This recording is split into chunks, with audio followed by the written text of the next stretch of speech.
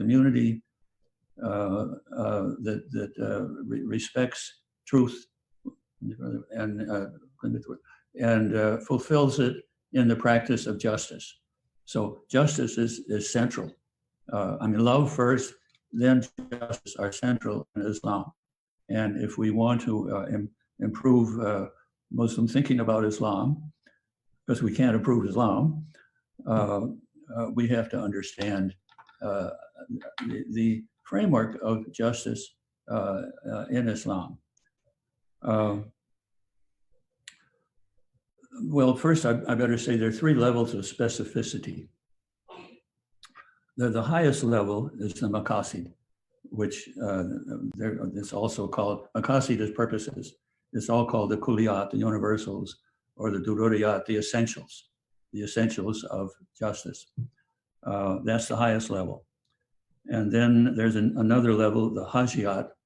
This is called Istislah, which is the translating the universals into goals, and a level underneath that translate that further into objectives. And at the lower level are the fiqh. These are specifics, like stone women to death. That's a fiqh rule.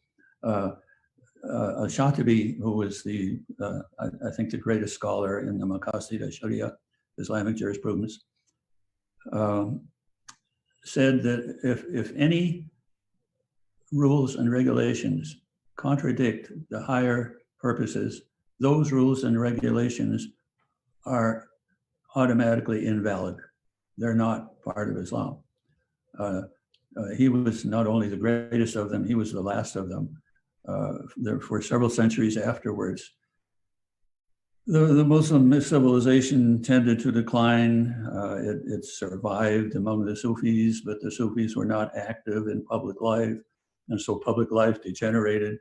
But now have been in the process for well over a century, reviving the Islamic civilization, inshallah, as a model for the world, because all the civilizations today need to be revived.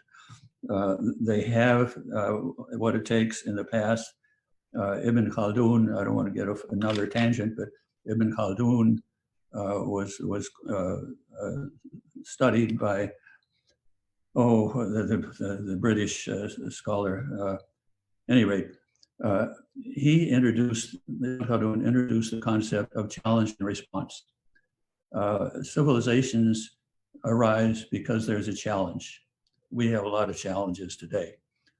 Civilizations fall because they fail to address the challenges. And so I would say that addressing the challenge, defining justice is one of the greatest today. Particularly as we come into the age of artificial intelligence, whoever can manage the paradigms of thought is going to control the artificial intelligence. Justice itself is a grand paradigm of thought. Within that, there are, I would say, 8. I mean, the classical articulation of this is 5 maqasid. But Al-Shatibi and most of the other scholars said there's no particular limit. It can be 5, 6, 7, 8, and it depends on the context. But I prefer to look at 8 of them. The first 4 are what I call guiding principles.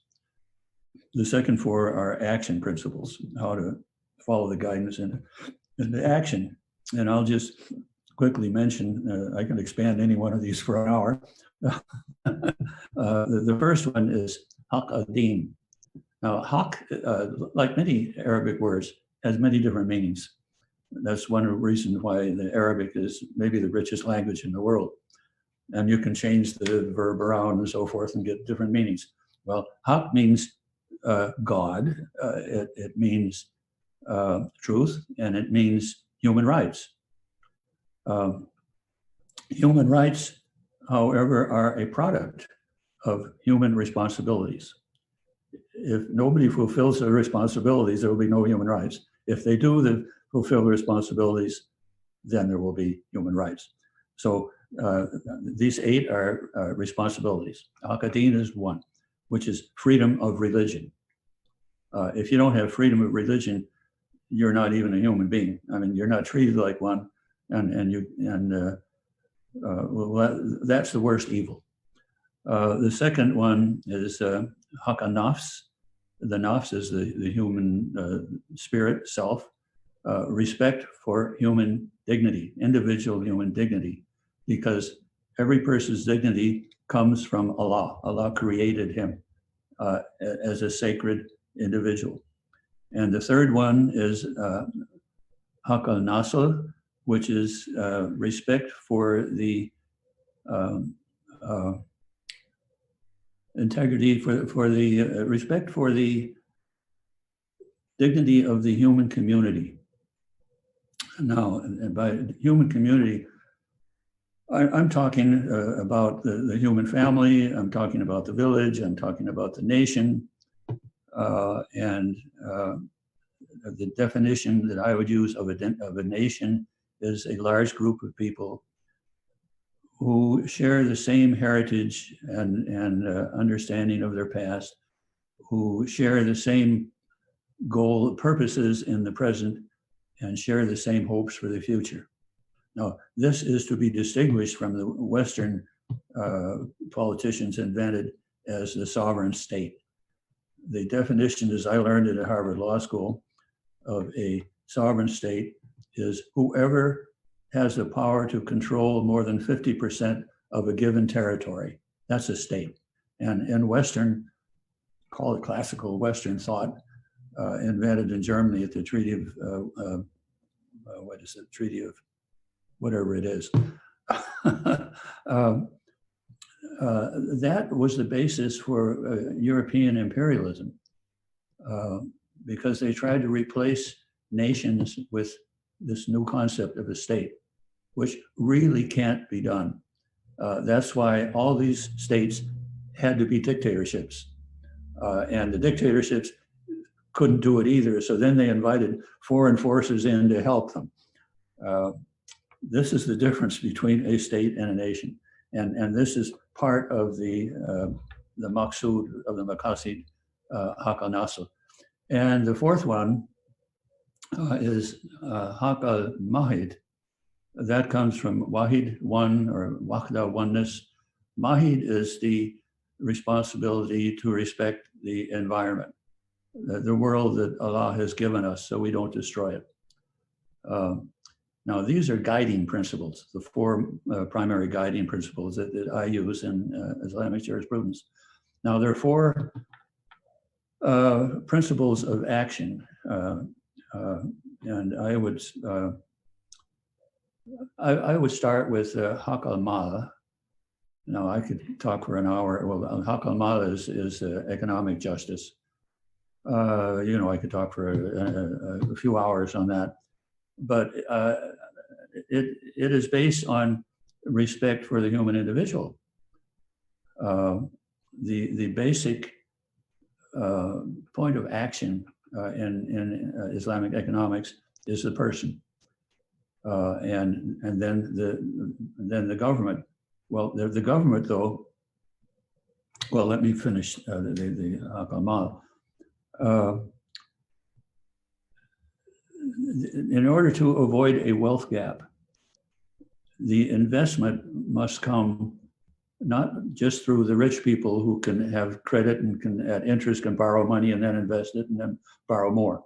That's what the present the present Western banking system does. There must be a way of producing investment funds through individuals, not just through the rich. And I was head of the Financial Markets Committee of President Reagan's Presidential Task Force on Economic Justice, which spelled all this out in 2 large books. I don't know how I'm doing with time, but the next one is Haqq al-Hurriya. Haqq al-Hurriya is political justice. And there are three levels in that. One is Khilafah, which is the responsibility of the rulers and the ruled of everybody, primarily to Allah. And the next is Shura, which is a responsibility of the government and the people to consult with each other. And the third is Ijma. Ijma is the duty of the people, the electorate, to reach consensus so that they then can let the government know what they want. This is a basis of a republic. I'll just talk about a republic for a minute and then go on. The founders of America insisted they were developing a republic, not a democracy, because they said a democracy can result in the tyranny of the mob, as was true in the French Revolution. They said, we do not have a democracy. We do have an election system. The people elect whoever they want. And then the responsibility of these people is to seek out the will of God and try to apply it in legislation. Their responsibility is not primarily to the people, it's to God. That's the American system of a republic. And I think in one way or another, you find this in every world religion. So then the second of the second set, in other words, the sixth, fourth, fifth, sixth, is Haqq al-Karama. Haqq al-Karama is the duty to respect the individual as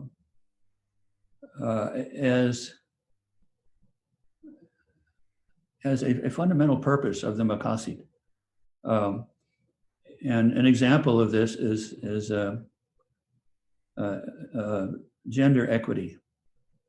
Men and women have different responsibilities, but they have the same rights. And gender equity is an essential part of the Maqasid, the seventh of the eight. And the last one is Haqq al-Ilm. Haqq al-Ilm is the duty to respect freedom of thought, publication, and assembly. Because without this, none of the other seven Maqasid is ever going to be implemented. One must have a framework of thought, and I would say the framework of thought are the three Maqasid. Excuse me, the three jihads. The third one, Jihad al-Kabir, I would say is a framework for the entire Maqasid al-Sharia. Now, there are many ways to implement this. And the best way to implement it is through an opportunity mentality. Many people have a threat mentality, and they're always fighting something. Well, Muslims in America are always fighting Islamophobes. Rather than concentrating on what Islam has to offer America, they're fighting the guys who are totally perverting Islam, and thereby popularizing the Islamophobes. I mean, I don't care about them, I ignore them. Let's find out and teach what Islam is, and then they're ridiculous. But whereas a threat mentality is usually counterproductive. I mean, you must be aware of threats, but the way to counter a threat is not to threaten the threat. You present something better. And this, I think, is the purpose of the world religions. You know, if you really study, well, if you study the Maqasid or the equivalent in other religions, you'll end up with pretty much the same thing. There is an essence in every religion. and that essence is love and compassionate justice. They all support that. The members of the religions don't necessarily support that, but they're not part of the essence of the religion. They're just not practicing their own religion. And so in the UAE, when was it, last December, I gave a talk on the threat of artificial intelligence. And I said the front line of the threat that artificial intelligence could provide by eliminating everything sacred, everything, every religion, is cooperation among religions. And there are three levels. I always like to see levels of things, and then I put them together in a harmony. The first level I call tolerance. Tolerance is looked at by some people as the end result of religions in the world. They have to tolerate each other.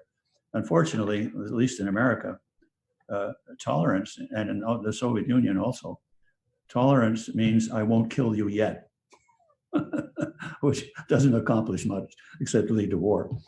The second one is diversity, the level of diversity. Diversity means, here in America, it would mean, I accept your presence here, but I really wish you'd go away. That's diversity. There's a higher level, and that is pluralism. Pluralism means we welcome you because we have so much to learn from each other. And this is where, let's see, trying to think that,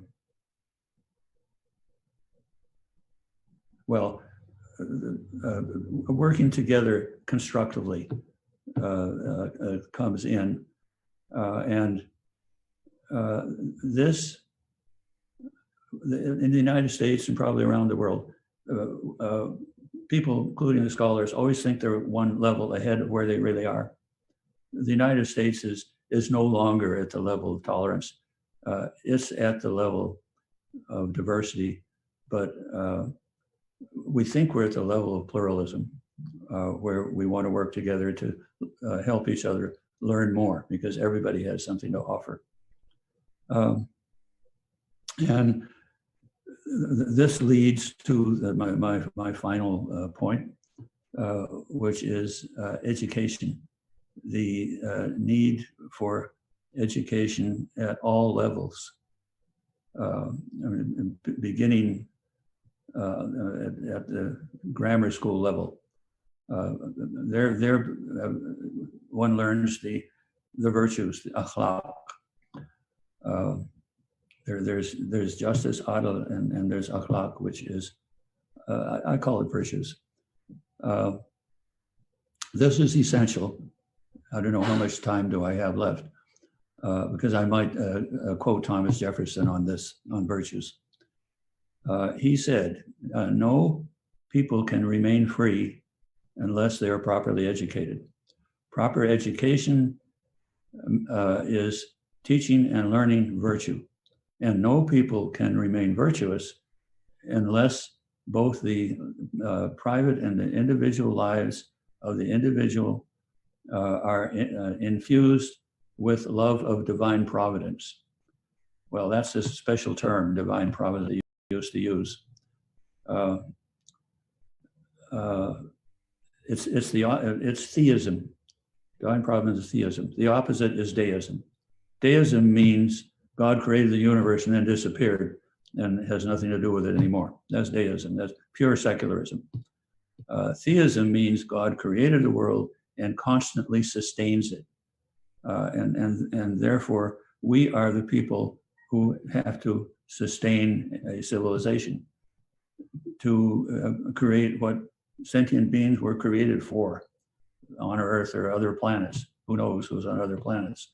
They undoubtedly have their own jurisprudence, and they undoubtedly have their religious levels of cooperation. Uh, the result of this education and the result of everything that I've been talking about is harmony. So you can say that the end result of love and of the pursuit of compassion and justice is harmony. It's not particularly a purpose; it's a result. The effort should be not a stasis where everybody's happy, everything's in harmony. I mean, you can have the totalitarian government and get harmony.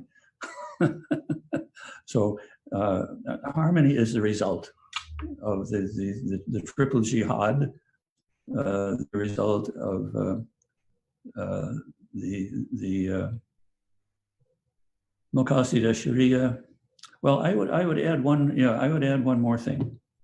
The three sources that would fit in here quite well, I think. The three sources of natural law, because there is a law that can be sought equally in all religions.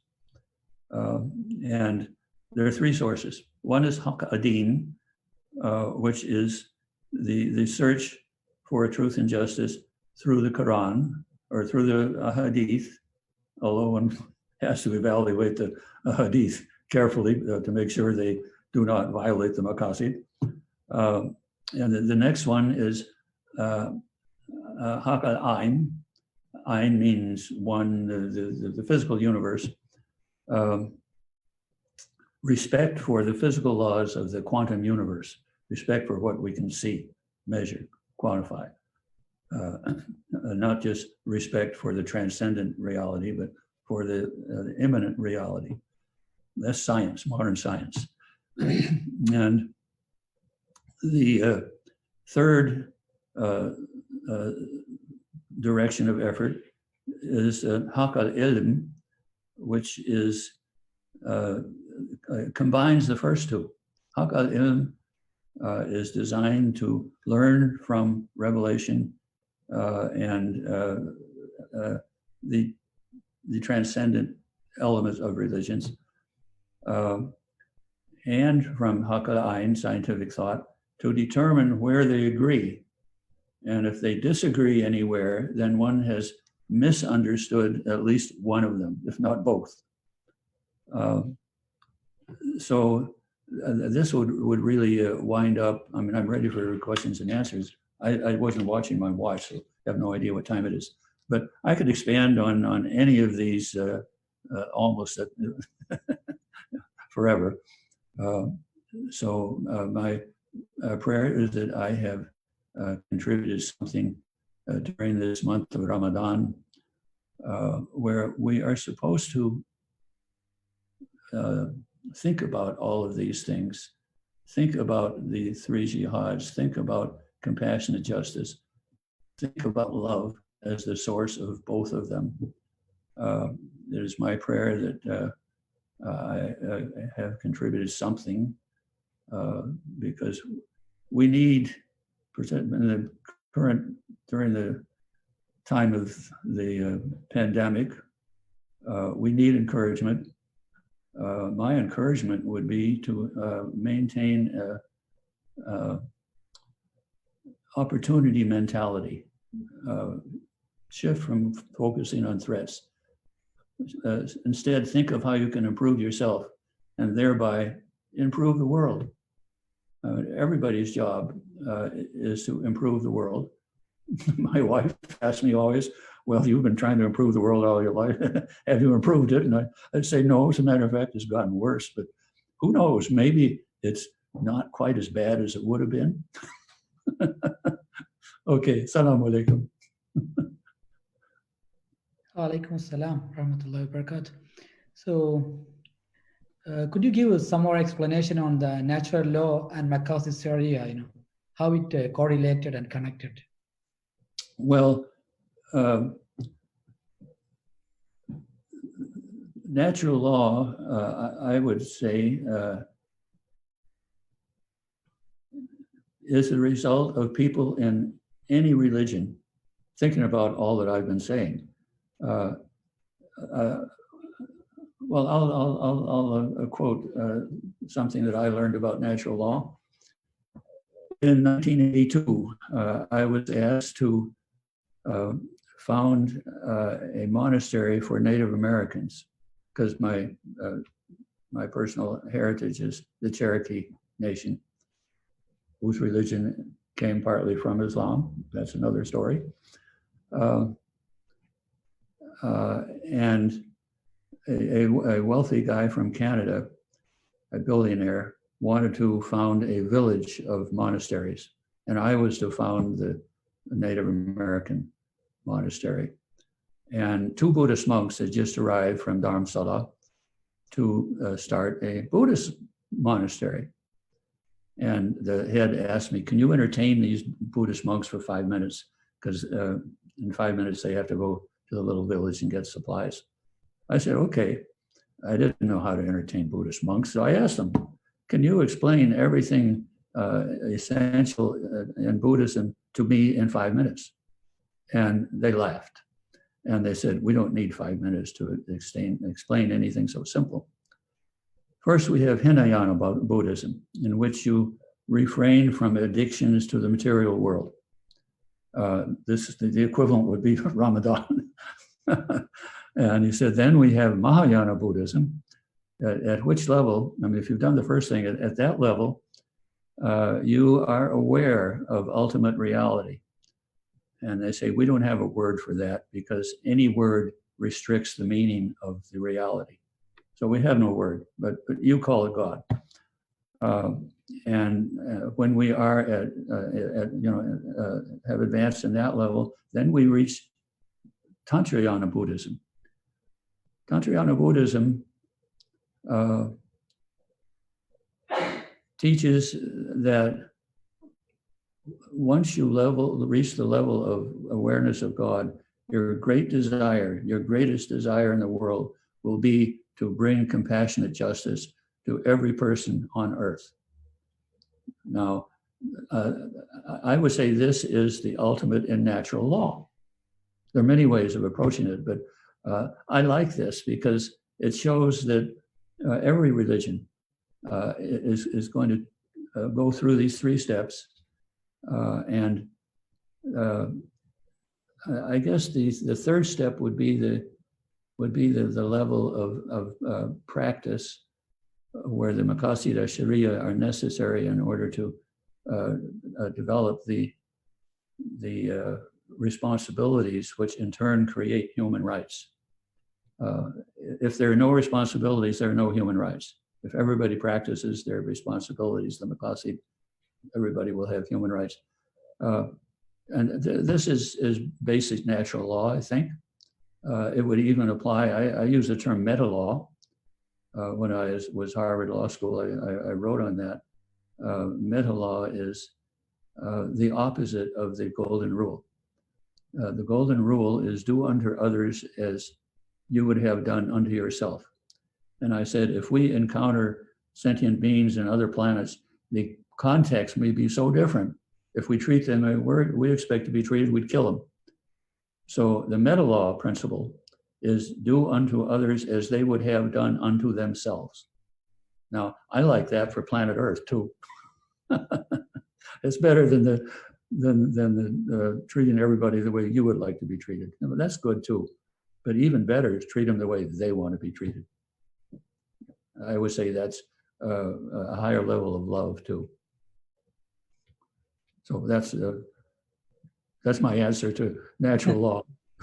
Thank you so much. I mean, I think Islamic law is natural law. Yes, that kind of explanation we expected, because you were always studying and talking about this connection between the Sharia, Maqasid, and natural law. Yeah, because most people can't conceive of anything other than, most people, I would say most Muslims, can't conceive of anything other than Islamic law. But if they understand Islamic law from the perspectives that I've given, they will see that other people can develop the same understanding from within their own religion. I mean, we are great. We are graced by the fact that we can understand, whether we can try to understand the Quran and the Hadith, and from that develop justice, as Allah said in the Quran, "Tamat kalimatu rabbika sidqan wa adlan." The word of your Lord is perfected in truth and in justice. And that's the whole essence of the Quran. But I think it's the essence of every religion. Is that we're fortunate that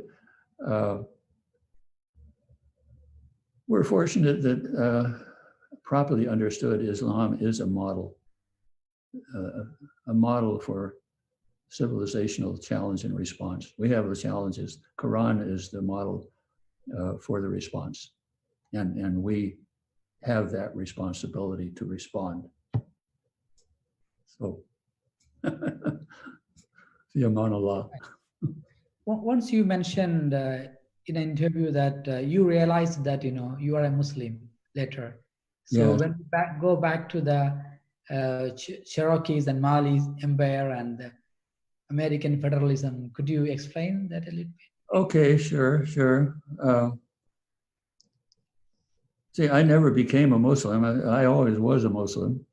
When I was a little kid, I was 5 years old. I was lying out in the lawn and back of the house and looking up at the stars and wondering how far away they are and what's up there. And suddenly a bunch of neighbor kids burst in, at least 20 of them, yelling and screaming. And I had no idea what was going on. But I managed to get up and run into the house just in time. And the next day I met some of them, and they had, they were just as they always were. They didn't know anything about this. I did. But this sort of impressed me that there's something beyond what we can see here. There's a transcendent reality. And the reality here on earth can be the exact opposite. And so in order to not survive, but in order to prosper in the world, one has to understand both. And Islam, as I learned, I was aware of Islam during the 1960s because I was Richard Nixon's personal principal foreign policy advisor for all during the 60s until the 68 election. And then I went in the government. I told him that the greatest threat in the world is communism, but the greatest counter to communism is Islam. As a Christian, I said that.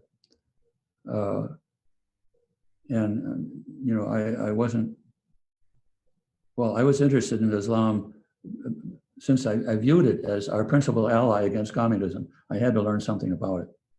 And what I learned was that Muslims understand exactly what I understood.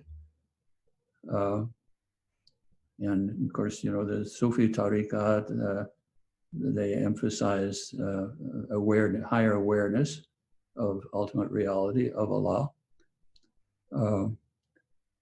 But I saw that everything in Islam comes from that higher awareness, which I already understood.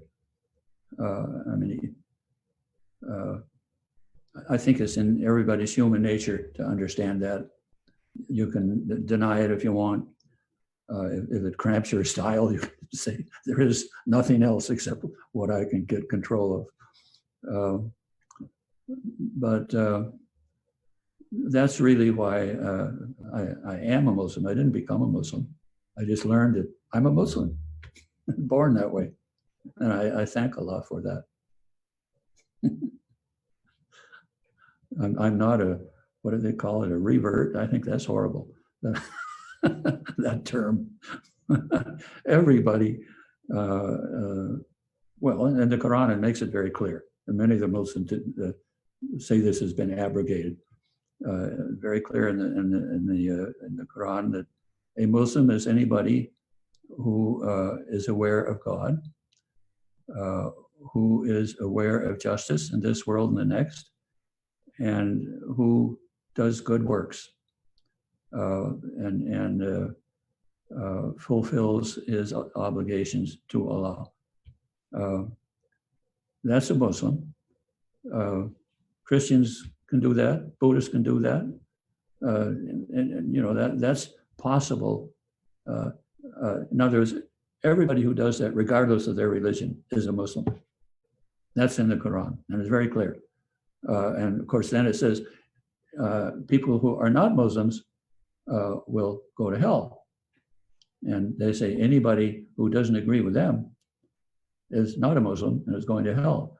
Well, does that person respect, is aware of Allah? Is he aware of practicing justice?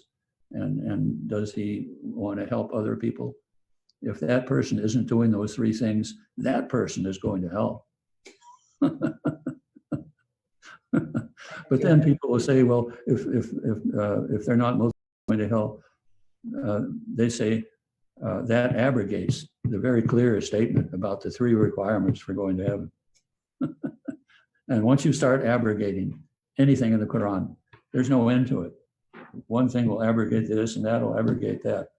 You know, these are some of the issues that people debate. And I think the easiest way to start addressing them is to go back to the three jihads and to go back to the Islamic jurisprudence, yes, which I distinguish incidentally from the fiqh. Fiqh is the regulations. And Shatibi said, if any regulation violates any of the maqasid, that regulation is null and void. That's very important to remember. Yeah, thank you so much. And the last questions, it was specifically on how Cherokees, the Mali Empire, you know, their influence in the federal yes. America and also the natural law. Yes, yes, very, very relevant. Yeah, actually, I'm working with a French woman who's done much more work in that than I have. Samira Saidi. She's published a big, thick book, you know, tabletop book on the interfaith relations between Africa, particularly Africa and America.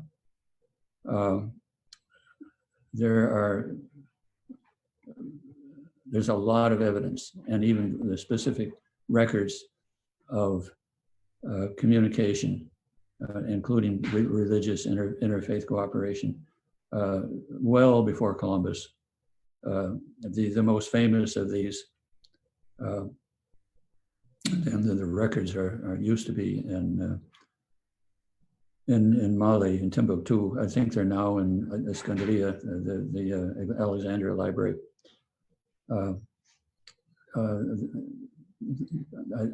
I think I'm responsible for saving these to be sent from Mali to Egypt. They give the manifests of the ships. There were two great expeditions that Abu Bakr sent, the emir of the Mali Empire. During the Hajj, he met the Chinese group of Muslims who wanted him to send Islamic scholars to China. And he asked them, how long will it take our scholars to get there? You came by a camel, how long will it take? They said 2 years. He said, no, I'm not sending anybody to ride on a camel for 2 years. I'm going to send shiploads full of scholars, which he did. And the Cherokee have a record of when they arrived. There's no physical, well, yeah, there's plenty of physical records of the fact that they did arrive. What was his name? He was famous for being the first American to translate the Quran. And he asked me to review it, and I didn't, because he didn't understand the nuances of the Arabic words. Anyway, he was the America's leading, he was the leading Mesoamerican archaeologist. And I asked him whether there was any records of a great civilization moving from the east into Yucatan, because the Cherokee oral record, this is all oral, it's not written down, is that great ships arrived from the east and brought the book. That was the main thing. They brought the book, which is the Quran. But the bad Indians came, the Caribs, who came from Venezuela, and they practically wiped out everybody in the Caribbean. And that's what happened indeed. So they fled to the Great Land. And we're not supposed to interpret tradition, but I do. The Great Land probably was a Yucatan Peninsula. But they lost the book in the process. And then 3 generations later, the bad Indians came again, the Caribs. And at this point, they fled to find the book. And they knew the book came out of the east. So they went north. Some of them went up the Mississippi River almost to Canada. Most of them turned east and went to the east coast of the United States, the Carolinas and Georgia. And they brought an advanced civilization. When the Europeans first arrived, they had large villages of thousands of people, 2-story brick houses, a very advanced judicial and political system. But they had lost the written language. They knew they had one because they knew the book. That's what they were looking for. And Sequoyah, who was a leader of the Cherokees just 200 years ago, he invented a script for them, the Cherokee script. But my great uncle was my great grandmother who helped raise me. My parents were divorced, and my great grandmother helped raise me. And she spoke Cherokee as her native language. And her son, Joseph Franklin Beaver, they use English names, but he had a Cherokee name too. He studied at the Cherokee Seminary, where they were studying the traditional Cherokee religion, which is quite different from the religion that the university scholars write about. I was President Nixon's personal emissary to the Native Americans, and so I attended the board meeting of the Cherokee Nation tribe. And when I was there, somebody came up to me and said, "I want you to travel with me east to Arkansas, and I'll introduce you to the traditional Cherokees." And so he did. And the traditional Cherokees are the ones who maintain,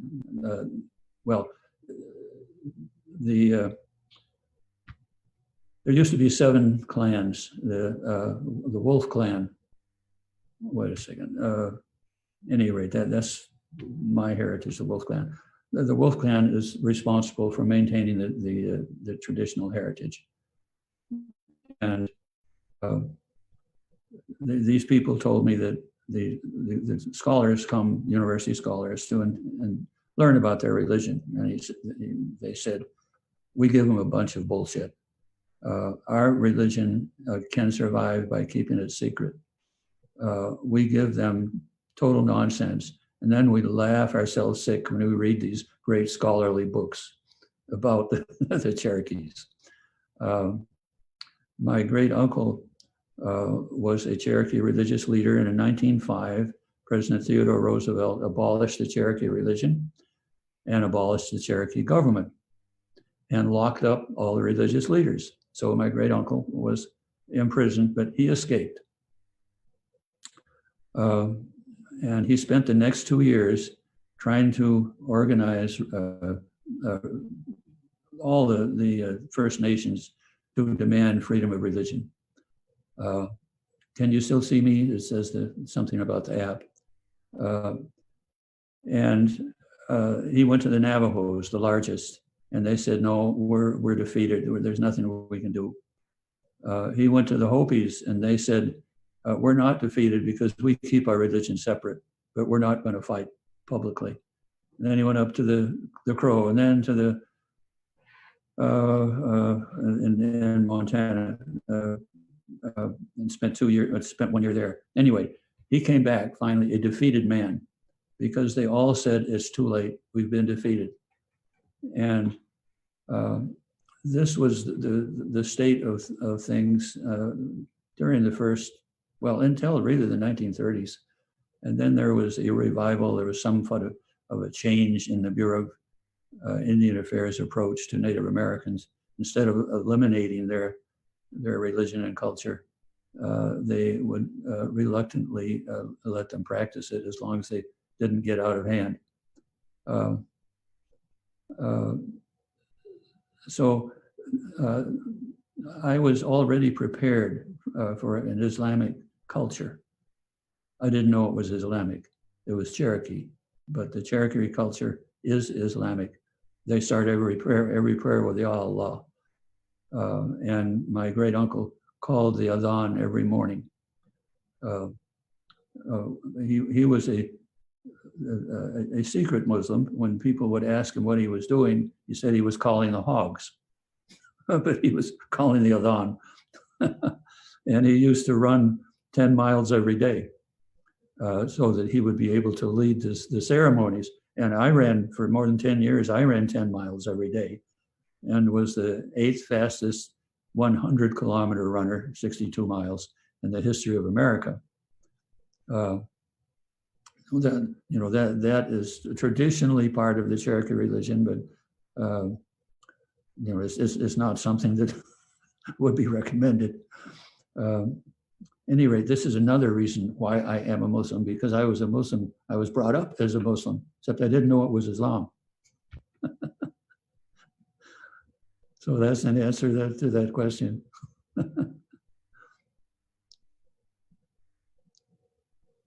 Do you see still the traces of these Cherokee religion and Cherokee the systems in the federal system of America? Oh, okay. Well, yeah. Okay. That's a good question. Has this aspect of Islam influenced America?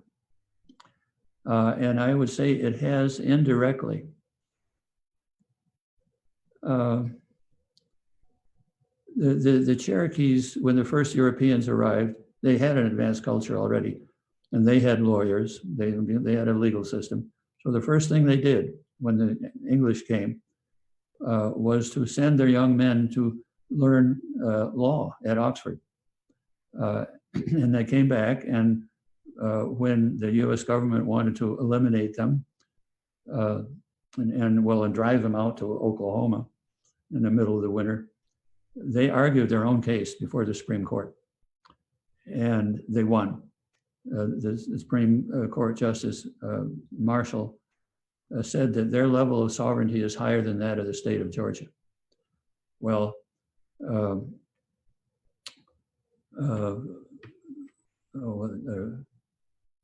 wait a second.